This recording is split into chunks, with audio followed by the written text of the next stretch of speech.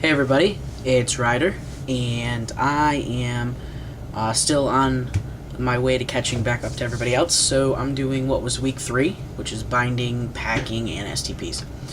Um, well, we'll start with binding, I guess. I did bind. I don't anymore because I am post-op and top surgery, but before top surgery I did bind. I was a very big-chested guy, so binding was very uncomfortable and very unpleasant.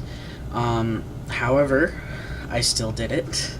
The binding method that I used was from Underworks, and it was the double front compression shirt vest, something or other.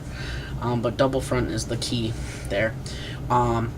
It works well for me. However, it did drastically reduce the size of my chest. However, because when you're really big chested, you can't hide it all. So I still had a lot of problems passing.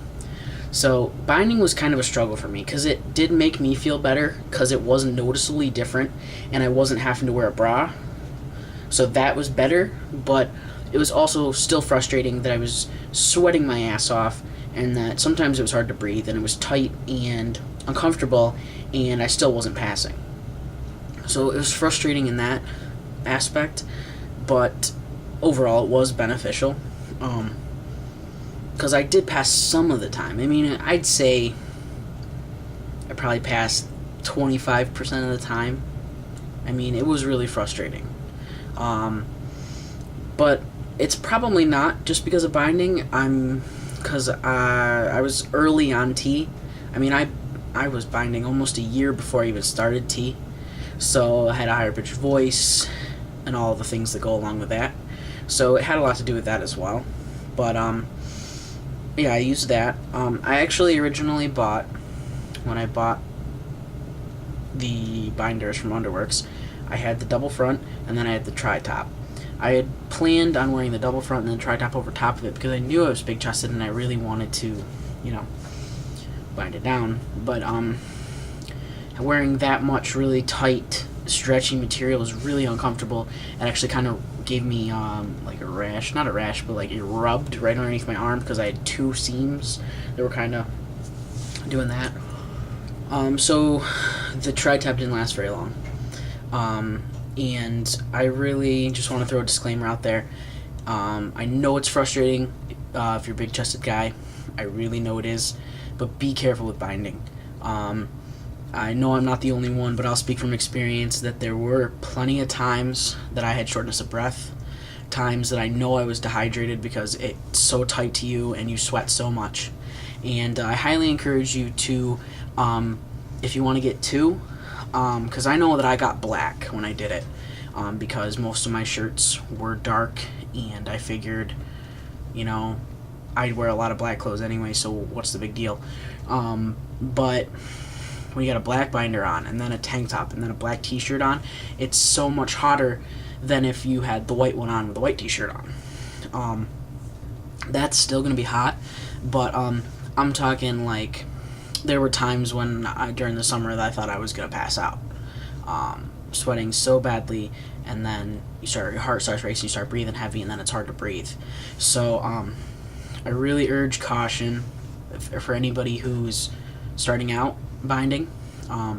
It's almost a necessary step in most transitions, depending on how you feel personally, but most guys bind, at least for a little while or in their own way. But if you're going to do it, I highly recommend getting a binder, something that's made to bind. Ace bandages can be very dangerous, and just do it the right way. Do a little bit of research first. There are dozens of sites. You can go to underworks.com. You can watch 100 different videos on YouTube about people binding. So just do some research first and find the binder that's right for you, because there are a lot of different choices. As far as packing and STPs go, I don't have a heck of a lot to say. As of right now, and as of this moment in my transition and everything leading up to this, I don't pack and I don't use an STP. Not because I don't want to, mostly because I don't pack because I have yet to find a harness or a way of carrying my packer that I'm comfortable with and that I like. I've tried a lot of different ways. I've been unhappy with most of them. So until I find I don't know, it probably goes back to my personal dysphoria about the things, the things that really bother me. Packing is not one of them. I know that a lot of guys really have dysphoria about not having something there, like between their legs. That personally doesn't bother me, so it's not on the top of my priority list. I will ultimately pack. I do explore other options, as far as the harness and stuff. So once I find something I'm really comfortable with, I'll start packing. And subsequently, that's probably going to be with STP use too. I've tried the medicine spoon. I've tried a lot of different STPs. I haven't found one that I'm really like, okay, I could use this every day. So I don't want to be, once I get into it, I want to do it every day, part of a routine. So I really got to find what's personally right for me. So a lot of exploring. I do have packers. I have a couple extra packers that I plan on making into my own STP to see if I can make one personally that, make one out of whatever tubing or whatever that really might work for me, because some of the store-bought ones just haven't worked. So, but that's pretty much it. I mean, it's all personal preference. Every guy's different, and every guy will tell you that they're different. Some guys like certain things, some guys don't like those things, So I really highly recommend research. There are so many different resources, especially on the internet and YouTube and stuff like that. So just research the different methods, see what other guys do. They'll tell you. There's tons of videos about it. And then try it out. Trial and error is probably the best thing I can recommend. It's what worked for me.